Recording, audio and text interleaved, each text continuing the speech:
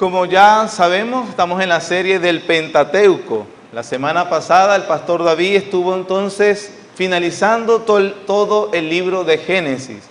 Esperamos que toda esa estructura y conocimiento que se le ha entregado le sirva como motivación para que precisamente estudie y comprenda el libro de Génesis. En el día de hoy comenzaremos con el libro de Éxodo. Vamos a ver algunos aspectos generales y esenciales de este segundo libro del Pentateuco. Ahora, ¿cómo debemos mirar el libro de Éxodo? ¿Cuáles son las cosas que tenemos que tener en cuenta? Es una realidad para toda organización social, comercial, que los cambios de liderazgo son difíciles. Siempre en cualquier estructura u organización, como lo quieras ver, los cambios en el liderazgo son tiempos y son cambios que pueden traer muchos problemas. Sobre todo si esos cambios incluyen cambios generacionales.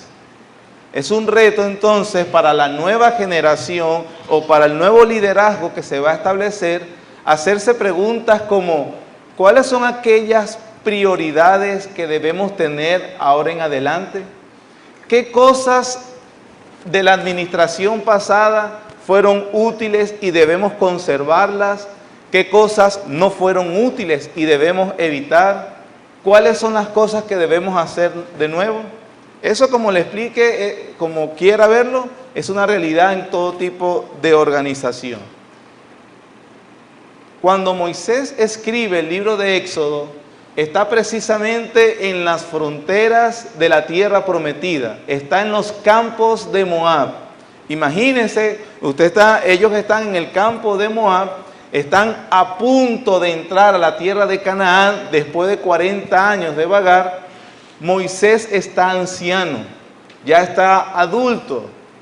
El pueblo de Israel está en su segunda generación. La primera generación que había salido de Egipto había muerto en el desierto. Moisés estaba con la segunda, los hijos de esa generación que eran niños, ahora eran adultos.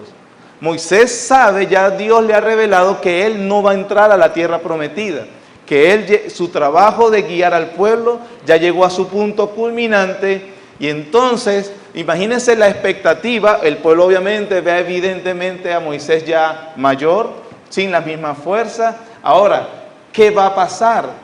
¿Cómo nos vamos a guiar? ¿Cuáles serán las directrices? Bueno, esas son las preguntas similares a estas y otras que Moisés pretende responder con respecto a la escritura del libro de Éxodo. Nosotros, para nuestra comprensión, vamos a ver un panorama. No vamos a estudiarlo todo, por supuesto. Vamos a ver un panorama que se va a ver en tres aspectos principales. Uno, tendremos consideraciones iniciales que debemos tener a la hora de leer este libro de la Biblia. En segundo lugar, se verán la estructura y su contenido. Y en tercer lugar, los temas principales del libro de Éxodo. Para el día de hoy, con la ayuda del Señor, nosotros vamos a considerar solo la primera parte. Consideraciones iniciales. Para nosotros abordar el segundo libro del Pentateuco. Ahora, en estas consideraciones iniciales, nosotros vamos a ver la autoría del libro de Éxodo, quién lo escribió. Por supuesto, ya nosotros como creyentes respondemos inmediatamente, pero hay quienes cuestionan esa autoría. En segundo lugar, veremos la ocasión. ¿En qué momento fue que escribió Moisés? Ya he estado respondiendo a esas dos preguntas con la breve introducción que hice, ¿cierto? En tercer lugar, manejaremos algunos aspectos básicos del significado original que tenía el libro de Éxodo. Y en último lugar, veremos algunas directrices para la aplicación moderna del libro de Éxodo. Esas serán, con la ayuda del Señor, lo que estaremos viendo el día de hoy. Comencemos con la primera, autoría. ¿Quién es el autor del libro de Moisés? Los creyentes verdaderos,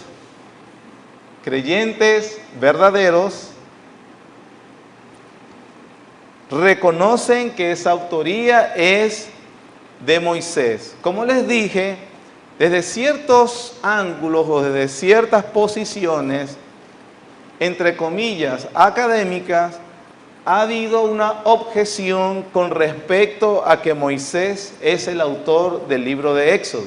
Ahora, esa discusión pertenece a una discusión más amplia que el pastor David dio en la introducción al Pentateuco acerca del Pentateuco como obra literaria de Moisés.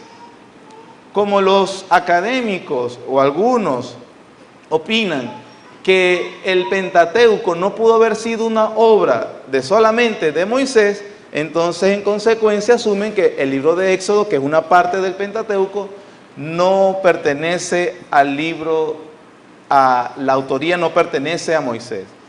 Entre las cosas que dicen, ya el pastor David explicó en aquel momento, es que es una teología muy desarrollada. Entonces ellos asumen que no puede ser Moisés el autor, porque en el tiempo de que existió Moisés, la teología para el pueblo de Israel no estaba desarrollada como la presenta el libro. Ellos entonces insinúan que el libro fue escrito unos 1000 años después, todo el Pentateuco y el Éxodo fue terminado muchos siglos después de la vida de Moisés. Lo colocan inclusive al final del exilio babilónico, unos 5 siglos antes de Cristo. Ellos dicen, algunos escribas, instructores del pueblo de aquel momento, vieron y entendieron que había que darle forma a la religión que ellos habían tenido y empezaron a atribuir estos textos a Moisés. Ese tipo de opiniones están basadas en presuposiciones, escuche bien, especulativas y naturalistas, bastante cuestionables. Ellos, tomando la filosofía de la evolución de la religión y el naturalismo histórico, es decir, que el mundo es un orden cerrado donde absolutamente nada sobrenatural puede intervenir, ellos no aceptan entonces las narraciones que se nos presentan en un libro o una obra literaria como el Pentateuco, como el Éxodo, que es parte del Pentateuco, y en fin de cuentas no creen en la Biblia, ni siquiera en ninguna parte de la Biblia. Ellos entonces dicen o cuestionan que eso es obra literaria de alguien muy posterior para darle forma a la religiosidad de la religión de Israel. Como esto no es una clase de crítica textual, que es la rama que se enfoca en este tipo de posiciones, yo le voy a dar para nosotros, le voy a dar simplemente 2 fuentes que contradicen lo que acabo de explicar de estos académicos. El primero, el Señor Jesucristo. El Señor Jesucristo reconoció que la autoría del Pentateuco es de Moisés. Usted tiene, o las personas hoy tienen un dilema, yo no digo usted porque como asumiendo que todos los que estamos ahorita acá somos creyentes, entonces tenemos el dilema de que le vamos a creer más al testimonio del Señor Jesucristo o al testimonio de un académico del siglo XX, que pretende saber más del Pentateuco que el mismo Señor Jesucristo. Entonces dejo la discusión o la establecemos desde ese punto de vista. El Señor Jesucristo reconoció a Moisés como el autor fundamental del Pentateuco. Y por supuesto, eso nos dice que del libro del Éxodo. Una segunda fuente, como que si ya la primera ya no terminó la discusión, ¿verdad? Nosotros ya sabemos, ya se acabó la discusión. Pero si usted quiere una segunda fuente, le voy a dar una segunda fuente que reconoce que Moisés es el autor del Pentateuco. Los apóstoles. Todos los apóstoles reconocieron la autoría de Moisés sobre el Pentateuco. Por lo tanto, para por lo menos pasar al segundo punto, nosotros vamos a considerar el libro de Éxodo como un libro de inspiración divina, cuyo autor a fondo es el Espíritu Santo y cuyo autor humano es Moisés, el legislador de Israel. Amén. Espero que no haya duda. Si hay duda de eso, ay Dios mío, oraré por su alma. La ocasión. ¿En qué momento escribió Moisés el libro de Éxodo? Aunque lo he estado diciendo desde la introducción, dos pasajes nos dan unas pistas históricas de cuándo fue que Moisés escribió o redactó todo el libro de Éxodo. El primero está en Éxodo capítulo 16, versículo 35, y dice, perdón, puse 35, es 25.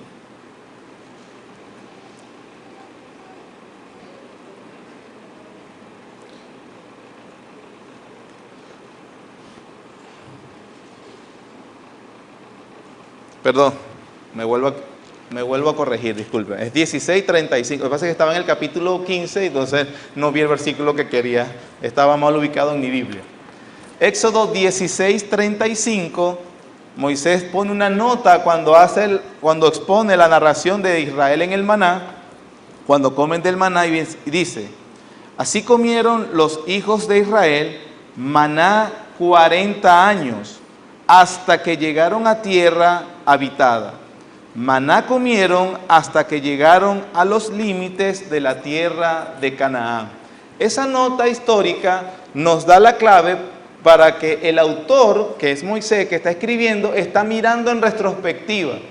Acaba de escribir el acontecimiento del maná y luego finaliza su episodio diciendo, los israelitas comieron, está hablando ya en pasado, 40 años de maná que descendía del cielo, y dice ¿hasta cuándo? Hasta que llegaron a las fronteras de Canaán. Es decir, ese autor está en las fronteras del país y ha escrito retrospectivamente. Moisés escribió ¿cuándo? ¿En qué ocasión? Cuando después de los 40 años de las jornadas de Israel y a punto de entrar a la tierra de Canaán. El otro versículo, la otra nota importante es 40, versículo 38. Dice, es el último versículo del libro y dice, porque la nube de Jehová estaba de día sobre el tabernáculo y el fuego estaba de noche sobre él, a vista de toda la casa de Israel en todas sus jornadas. Es decir, el escritor Moisés nuevamente hace alusión de que todo esto que había sucedido y el disfrute de Israel, de la presencia especial de Dios en columna de nube y columna de fuego, fue por todos los 40 años, por todas las jornadas que fue esa peregrinación desde que salieron de Egipto hasta su punto en este momento, la frontera con la tierra de Canaán. Y entonces Moisés pone esa nota histórica, como la que vimos anteriormente, donde Moisés escribió al final de los 40 años a punto de entrar a la tierra prometida. Hemos visto entonces la autoría, hemos visto la ocasión, son 4 puntos, ya llevamos el segundo. Vamos al tercero, el significado original. ¿Cuál fue el significado que se proponía en un principio Moisés? Yo voy a nombrar 6, sin embargo hay quienes se pueden añadir algunos otros, pero yo voy a poner, esta vez vamos a ver solo 6 objetivos generales, donde la pregunta aquí que se va a responder es, ¿por qué le dio Dios a Moisés la redacción del libro de Éxodo? Y también cómo Moisés esperaba impactar a su audiencia en los campos de Moab. Esas son las dos preguntas que nos vamos a tratar de hacer al mirar rápidamente o generalmente el significado general. Este cuadro nos enseña básicamente cuáles eran esos objetivos generales. En primer lugar, vemos que había un objetivo doxológico, es decir, constantemente seguía a Israel a alabar y a adorar a Dios por la liberación, por todo lo que hacía por su pueblo. Entonces, uno de los objetivos que tenía Moisés era guiar a la segunda generación, como se le mandó a la primera generación, a alabar a Dios constantemente por lo que él hacía por ellos. En segundo lugar, también está un objetivo teológico. Moisés expresa o da a conocer varias verdades acerca de Dios. A través de su escrito, él está revelando el carácter de Dios con respecto al dolor de su pueblo, con respecto a la fidelidad de su pacto, con respecto al pecado de ellos, con respecto a las murmuraciones de ellos. Moisés entonces, al redactar, él les revela a los israelitas, a la segunda generación, cómo es el carácter de Dios. En ese sentido, él está teniendo un objetivo teológico, los está formando en su mente, les está formando en su mente que deben pensar de Dios. Un tercer objetivo es político. Moisés tiene un objetivo político. El libro de Éxodo está diseñado para moldear la vida nacional de Israel. Ese es otro de los objetivos que tenía Moisés al redactar el libro de Éxodo. Cuarto objetivo, tenía un objetivo polémico. En el libro de Éxodo, Moisés se opone abiertamente a los falsos puntos de vista. Moisés, no sería aceptado en nuestra sociedad posmoderna del siglo XXI. No sigue siendo aceptado, por cierto. No seguiría y no sigue. ¿Por qué? Porque es polémico. Sería muy apropiado a los cristianos aprender a expresarse como Moisés, hermano. Eso está mal, no es correcto. No sé si han escuchado ustedes esa frase que parece que bendice toda opinión humana, que dice, hay que ser políticamente correctos, cuando no se deben usar juicios de valor sobre algunas conductas que realmente son inmorales o que son abiertamente en contra de Dios. Y usted ve, por ejemplo, los programas de opinión, los políticos de hoy, las personas, los entendidos, los que enseñan, que se cuidan mucho de cómo expresan las ideas. Yo no estoy diciendo que no hay que tener cuidado cómo se expresan las ideas. Sin embargo, ese cuidado se lleva a un extremo de que prácticamente no se puede decir nada en contra de una actitud, ideología, comportamiento o expresión del ser humano que sea ofensivo. Ojo, los cristianos no debemos procurar ser ofensivos por ser ofensivos, pero sí tenemos una norma de fe y moral bien objetiva, y es la palabra de Dios. Y nosotros nos vamos a dar cuenta, seguramente si usted es creyente y es fiel, la Biblia dice, y todo el que quiere vivir piadosamente padecerá persecución, que entonces las opiniones de la Biblia son muy contrarias a las opiniones de la sociedad. Y podría decir a la sociedad posmoderna, que no tiene valores morales absolutos. ¿Quieres ser heterosexual? Muy bien, respeta a los demás, eso está bien. Pero también quiere ser homosexual, también está bien, pues es su decisión. No nos vamos a juzgar tampoco, no nos vamos a caer a golpes, pero no, ni Moisés ni el cristiano es así, ni el Señor Jesucristo. Lo hemos estado viendo acerca de cómo Él hablaba y abiertamente les gustaba, se esforzaba en decir, yo no soy como este, ni soy como aquel, ni me comparen a este, en la acera de al frente. Eso en contraste a mucho cristianismo, entre comillas, hoy, que pretende ser igual al mundo. Me desvié, ¿verdad, hermano? Dije que era polémico. Bueno, tenía que entrar la polémica. El otro objetivo es moral. Tiene mucho que ver con el anterior. Moisés revela a Israel cómo es que se obedece a Dios y cómo no. Entonces el objetivo es moral. Y en último lugar podemos ver un objetivo motivacional. Es decir, Moisés, a través de su escrito del libro de Éxodo, anima a esta segunda generación de israelitas a la lealtad absoluta a Dios. Y al mismo tiempo advierte severamente y seriamente contra la deslealtad. Entonces esos son los objetivos generales que podemos ver en cuanto al significado original del Éxodo.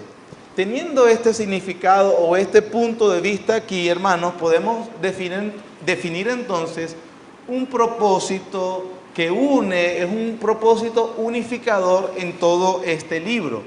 Vamos a leerlo acá, es el siguiente. No se ve bien ahí.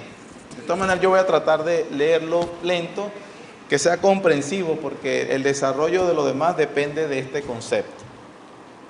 Dice así.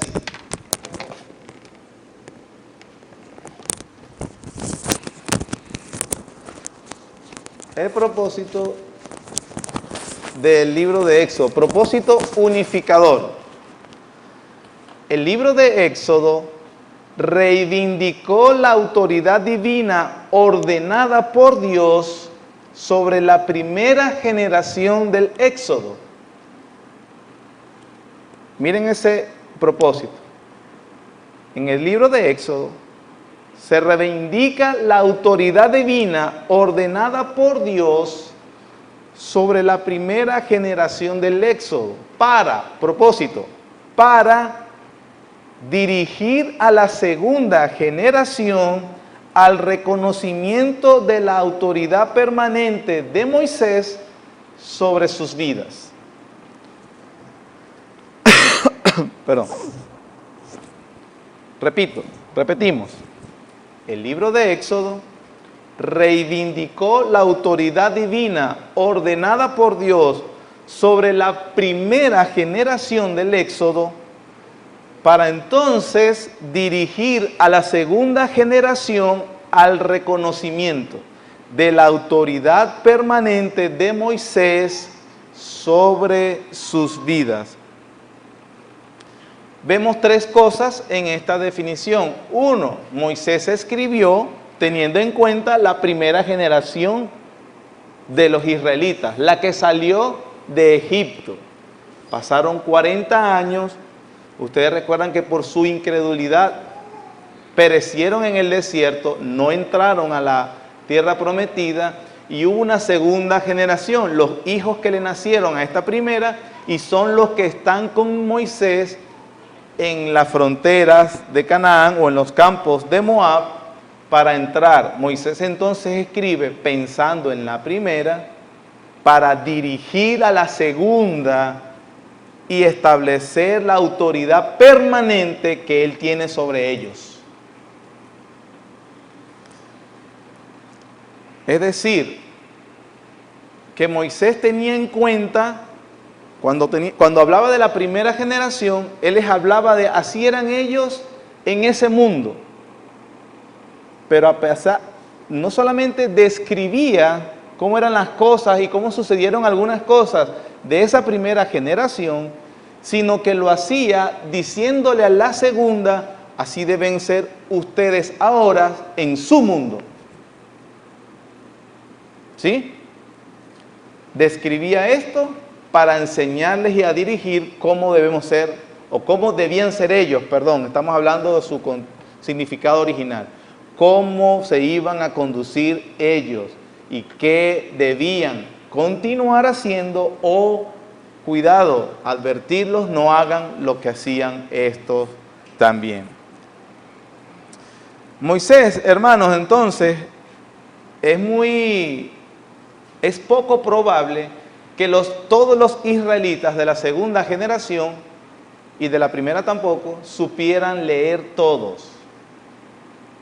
Tampoco es probable que cada uno en su casa, como nosotros, disfrutaban de un manuscrito del Éxodo. Ah, mira, hijo, vamos a enseñarte en el devocional lo que nos dijo Moisés. No, Moisés entonces escribió, recuérdense que Moisés fue educado en las universidades más modernas de la época, que eran en Egipto, ya había biblioteca en Alejandría. Entonces Moisés escribió para los líderes de Israel, como por ejemplo Josué, escribió teniendo en cuenta a los ancianos tribales. Recuerden que en aquel modelo se veía a toda la familia con respecto a uno, y tal fue el hijo de este y este y este, él es el padre de todos los benjamitas, por ejemplo. Se le escribía entonces a los ancianos tribales, que eran los que instruían a sus familias. Lo escribió pensando en los jueces que tenía Israel. Obviamente estos sí eran, los que estoy nombrando, sí eran los educados. Y también escribió pensando o dirigido a los sacerdotes y levitas. Por eso en el capítulo 24 hay tanta especificación, cómo se debía construir el tabernáculo, qué material, cómo debía hacerse todas las cosas que corresponderían a la construcción del tabernáculo.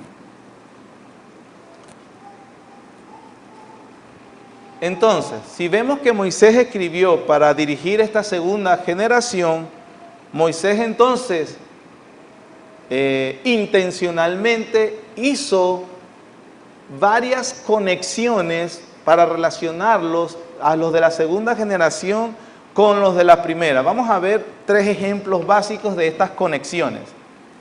Por ejemplo, él les habló de una conexión con un trasfondo histórico, un trasfondo que tenía que ver con promesas. En Éxodo capítulo 3, versículo 8, Moisés redacta y dice que a la primera generación o en aquel momento Dios dijo esto.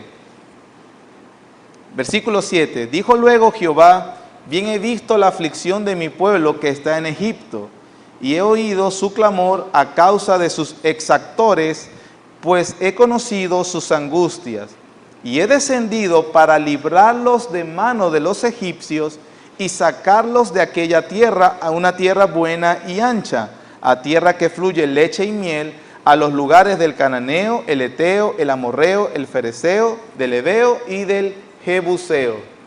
Entonces, Moisés utiliza esas conexiones entre las dos generaciones, por ejemplo, en este trasfondo histórico, en cuanto a promesa, como la que acabamos de leer, y su cumplimiento. ¿En dónde están ubicados la segunda generación que lee esto?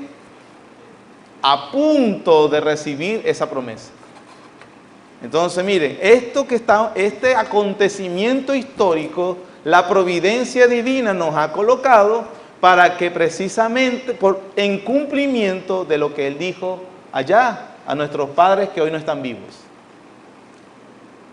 Por ejemplo, también hizo conexiones en cuanto a los mandamientos. Éxodo 20, Éxodo 19, se establece la ley del Señor a la primera generación, y entonces Él después hace una redacción del complemento de esas leyes, como cuando escribe Deuteronomio también, y decirle de las obligaciones que tiene esta generación cuando entre a la tierra prometida.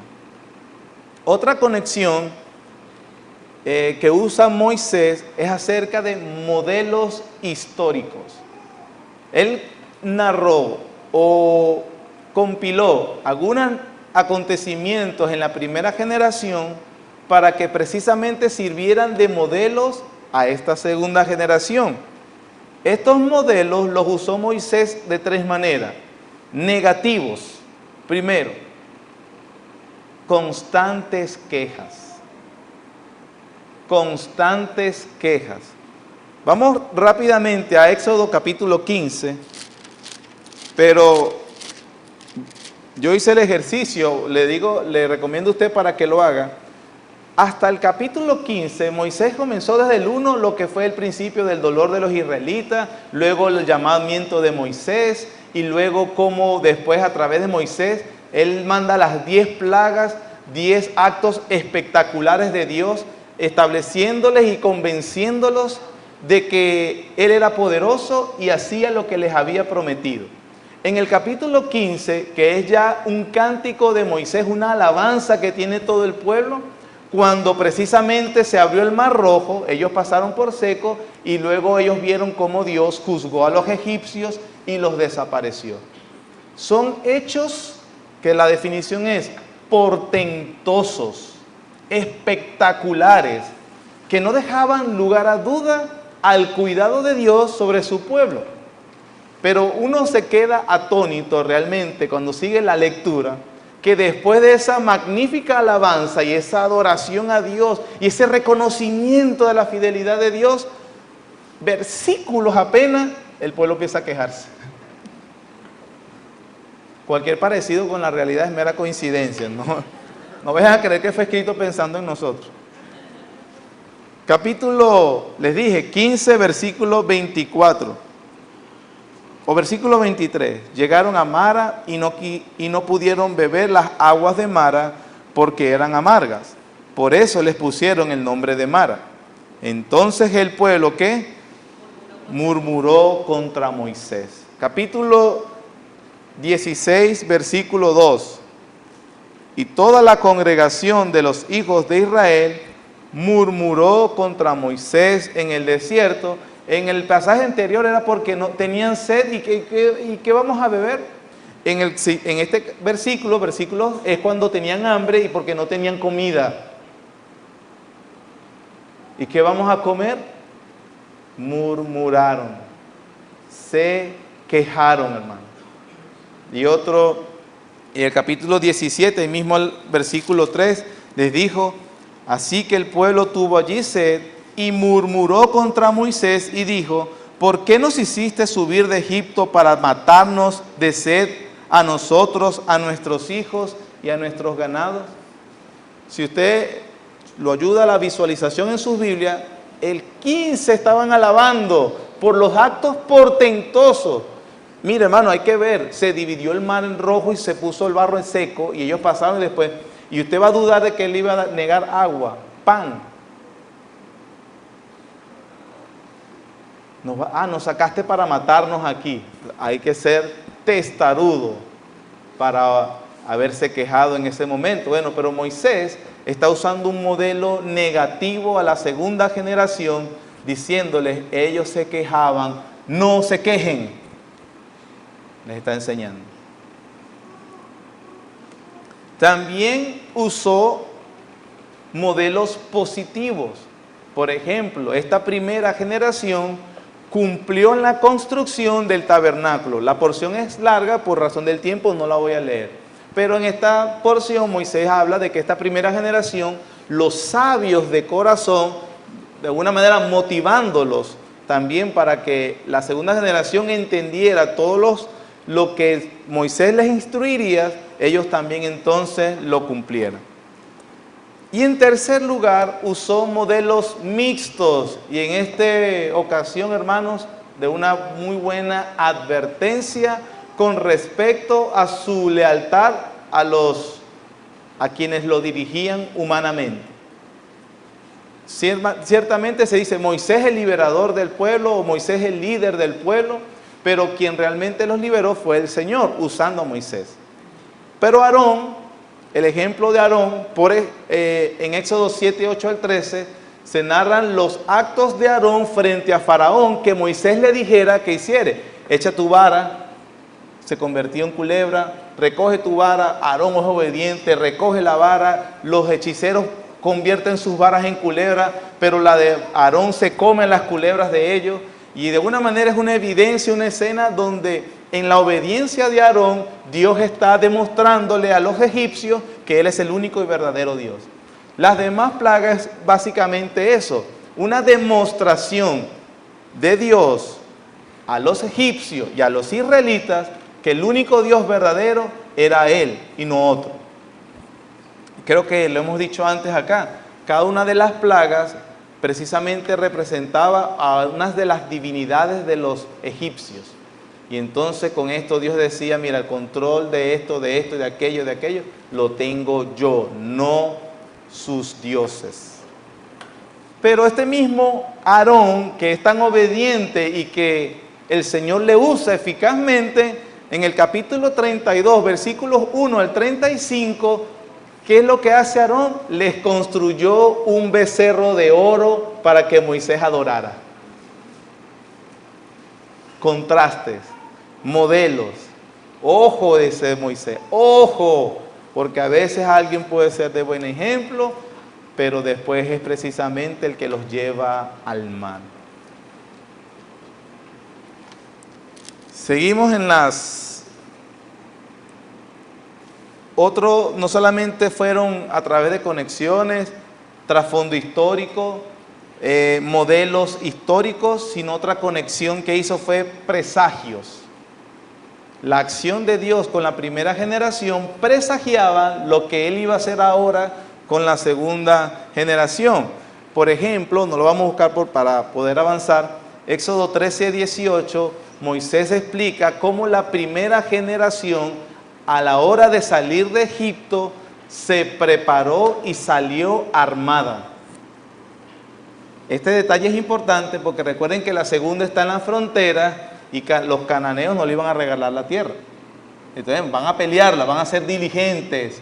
Yo voy a pelear sus batallas, pero ustedes organícense o dejen que Moisés o Josué en el futuro les dirija, sean obedientes, escuchen y entonces hagan lo que Él les manda a través, o lo que yo les mando a través de Él, y así obtendrán las victorias que les he prometido.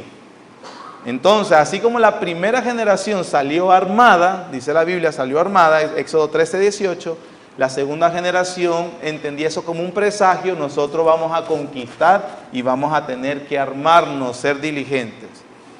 Y la segunda, el segundo ejemplo, no es que es todo, sino el segundo ejemplo que vamos a destacar, así como lo leímos al principio, sobre la presencia de Dios con la primera generación, entonces Moisés les presagiaba, así como Él estuvo con ellos, a pesar del pecado, bueno, y el juicio que hubo con ellos, Dios está con nosotros.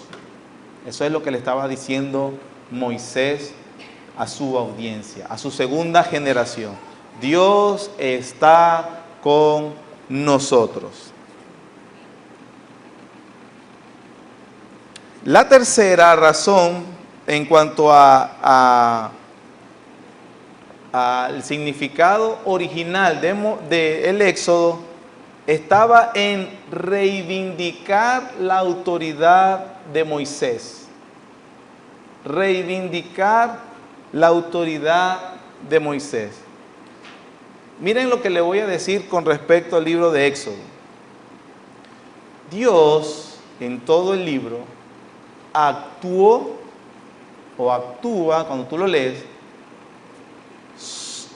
solamente usando a Moisés.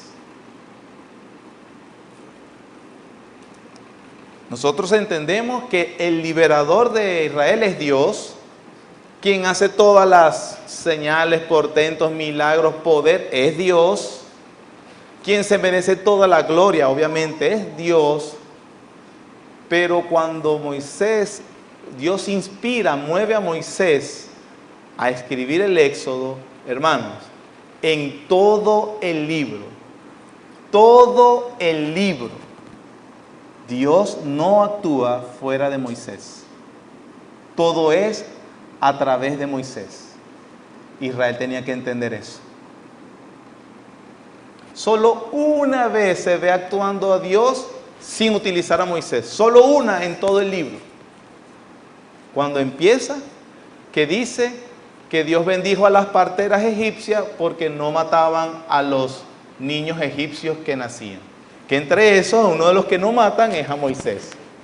Es la escuche, la única parte donde Dios obró sin utilizar como medio a Moisés.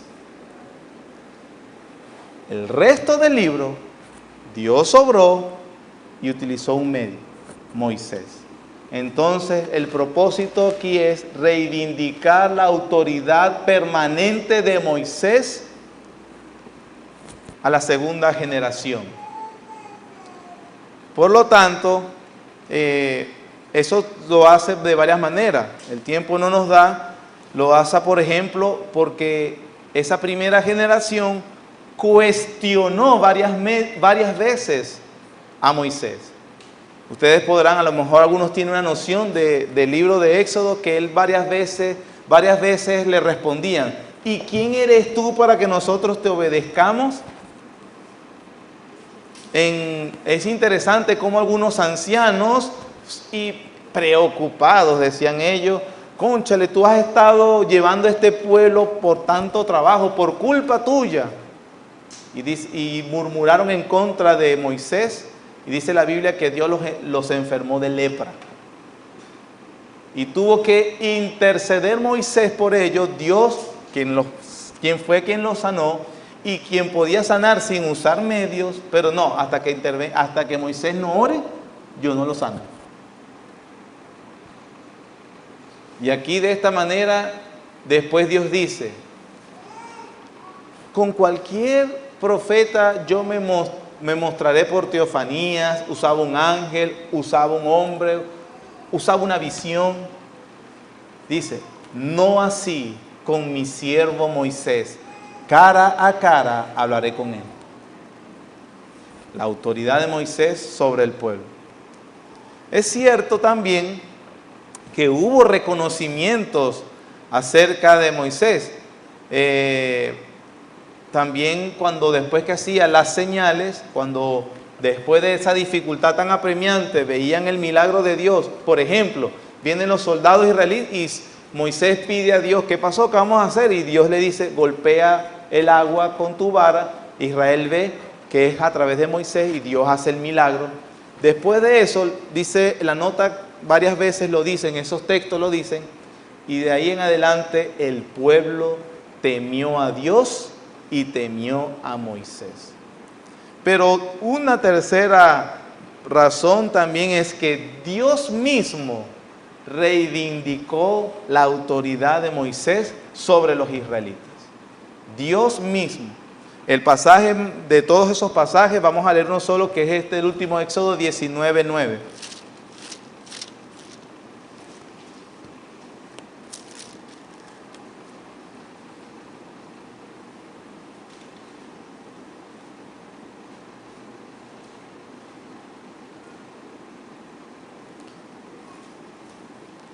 Dice, capítulo 19, versículo 9, dice: entonces Jehová dijo a Moisés: he aquí, yo vengo a ti en una nube espesa, para que el pueblo oiga mientras yo hablo contigo.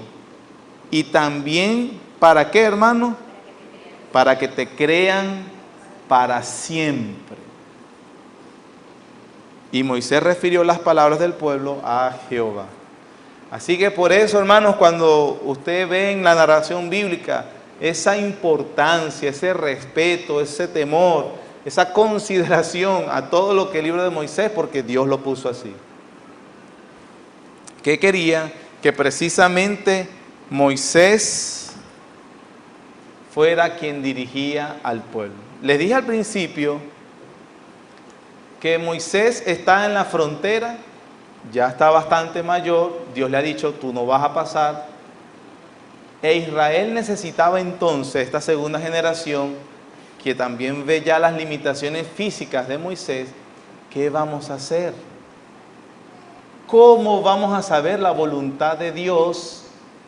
¿Cómo, si Dios nos ha dirigido a través de Moisés, cómo entonces vamos cuáles son nuestras normas de vida, la dirección de Dios? ¿Y qué hizo Dios, hermano? Movió a Moisés: escribe un libro y lo vas a seguir dirigiendo así. Israel experimentó la dirección de Dios para sus vidas leyendo a Moisés. ¿Usted se ha preguntado alguna vez cómo va a ser con su vida? Dios ya le dijo cómo lo va a dirigir. Por último, es importante entonces obtener en cuenta la aplicación moderna. Por supuesto, hermano, al ser un libro inspirado por el Espíritu Santo, un libro de Dios, el libro de Éxodo tiene muchas aplicaciones a nuestras vidas, porque somos distintos y cada uno de nosotros pasa por situaciones diferentes y particulares, ¿cierto? Sin embargo, hay algunas pautas que les voy a comunicar que debemos seguir a la hora de aplicar este libro inspirado de Dios a nuestras vidas en el siglo XXI. Entonces, lo que vamos a ver ahorita para terminar es las pautas que debemos tener en cuenta nosotros hoy en día para aplicarnos este libro de Éxodo a nuestras vidas. En primer lugar, entonces, hermanos, debemos mirar cómo el Nuevo Testamento aplica el Éxodo a nuestras vidas. ¿Sabe cuántas referencias hay en el Nuevo Testamento al Éxodo? 240 veces se hace mención. Y nosotros, ojo, una pauta, si no nos perdemos.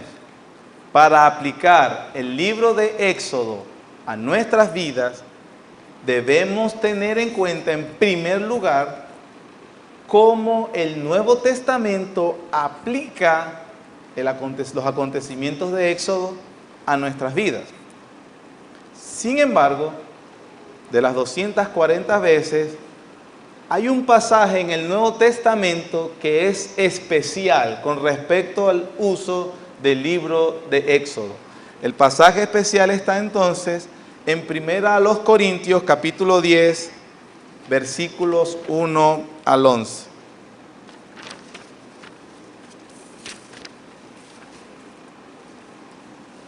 Primera de Corintios, primera carta de Pablo a los Corintios, capítulo 10, versículos 1 al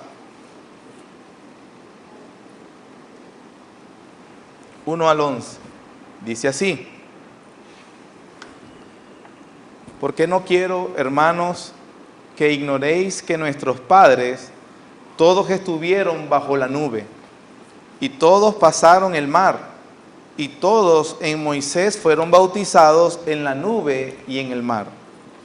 Y todos comieron el mismo alimento espiritual, y todos bebieron la misma bebida espiritual, porque bebían de la roca espiritual que los seguía, y la roca era Cristo.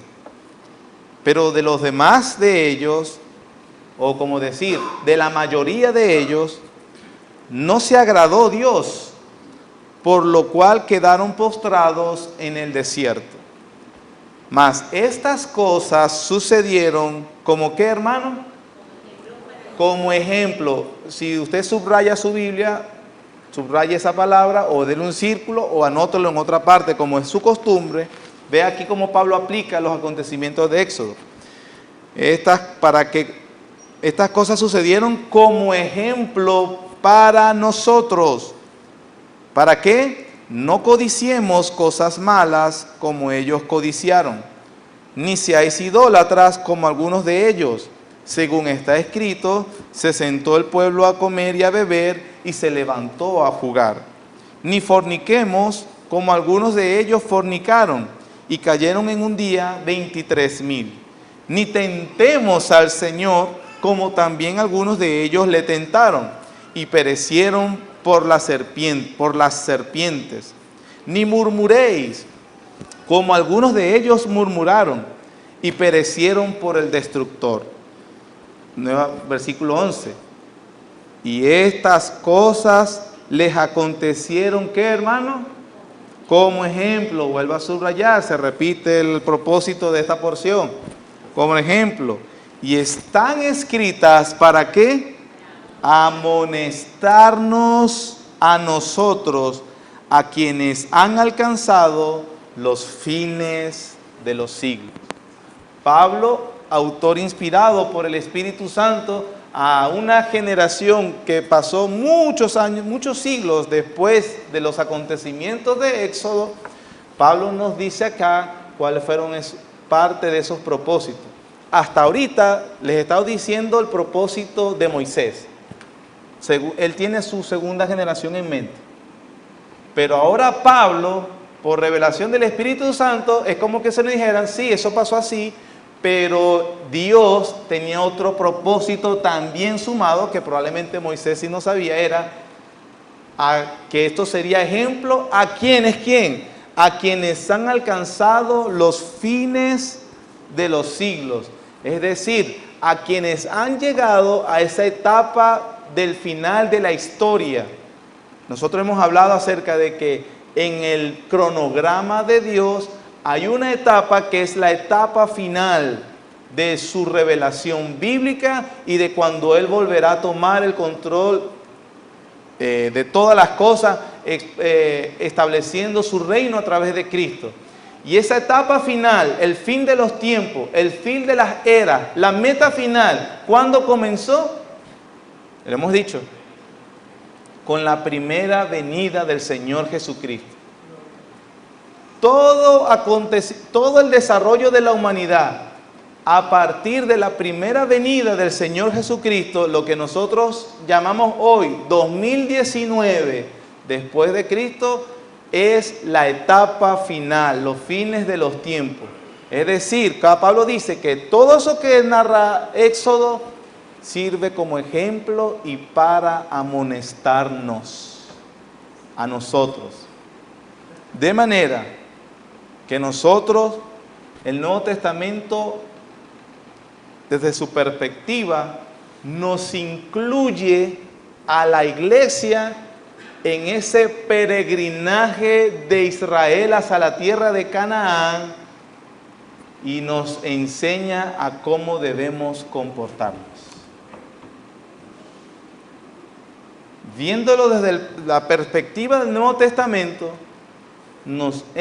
Dios, a los que han conocido a Jesucristo como su Salvador personal, como su Señor, han sido incluidos en esa peregrinación, y por eso se habla tanto de la peregrinación. ¿De dónde sale esa palabra? Aquella peregrinación. Que comenzó ese reino en la inauguración cuando Cristo vino, que continúa expandiéndose en el tiempo donde la iglesia está siendo expandida y el evangelio predicado, es decir, nuestro tiempo, y que se consumará en el final con la segunda venida del Señor Jesucristo.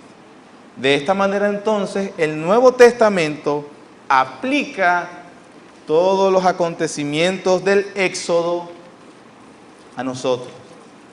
Así que podemos decir, no fue un libro solo escrito para la primera, la segunda generación, sino para ¿quiénes?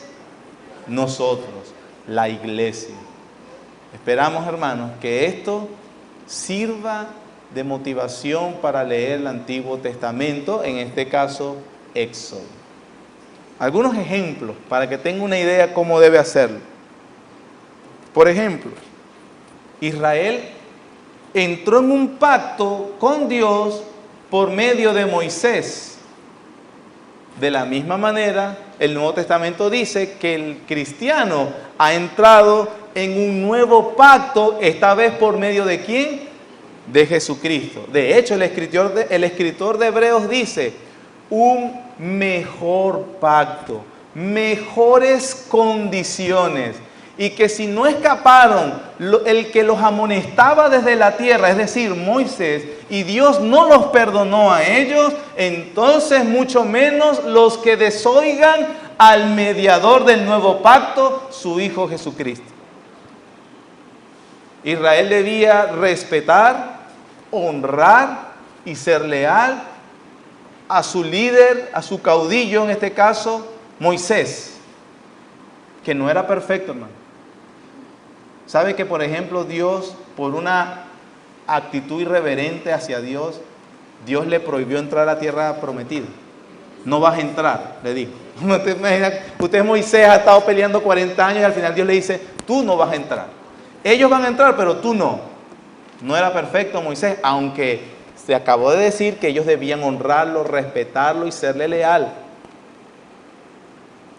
Moisés no era perfecto, pero la Biblia dice, pero Cristo, quien nos dirige en nuestra peregrinación, Él sí es perfecto. Sean leales a Él.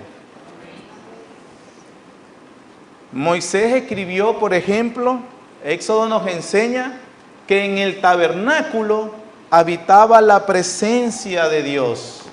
Y el pueblo disfrutaba de la presencia de Dios en la medida que estaba en el tabernáculo o que era la señal de que Dios estaba con ellos. El Nuevo Testamento enseña que Cristo es la plena gloria de Dios y Él habitó entre nosotros.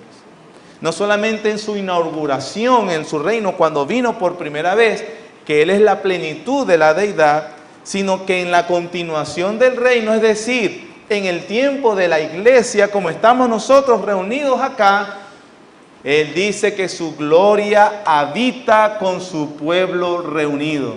Es el día del Señor, es un culto al Señor y Él habita a través de su Espíritu Santo. Algunos lo reconocen, algunos, a pesar que todos iban, no todos entraron. Y Él promete su plenitud, su plena presencia cuando Cristo venga. También, por cierto, la presencia de Dios estaría con cada creyente individual cuando no estamos reunidos como iglesia, sino cuando estamos dispersos en la semana en nuestros diferentes quehaceres. Israel se alejaba del tabernáculo y podía decir, me estoy alejando de la presencia de Dios. El creyente hoy no. La presencia de Dios no está en estas cuatro paredes. Por su espíritu y por su verdad está en nosotros. Nosotros saldremos de este lugar en unas horas, pero no salimos de la presencia de Dios.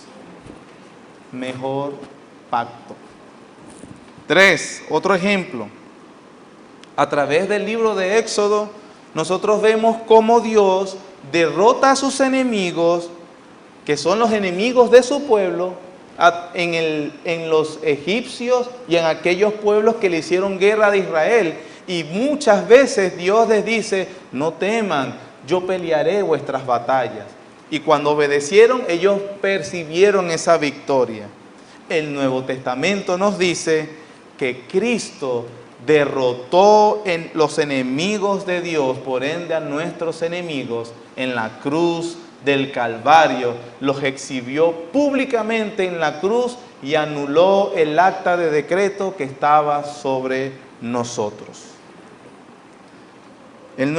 El Éxodo nos enseña, por ejemplo, que los israelitas se dirigían a obtener una herencia. Recuerden esa frase, la herencia que Dios nos dio, hay que irla a buscar. Que en la tierra de Canaán estaba la herencia que Dios les había prometido. El Nuevo Testamento enseña que los cristianos ya tienen esa herencia en Cristo Jesús. Que Él les ha dado un anticipo mientras están en esta vida terrenal. ¿Qué anticipo? El Espíritu Santo se los dio como anticipo, garantía, acompañamiento en su peregrinación en este mundo.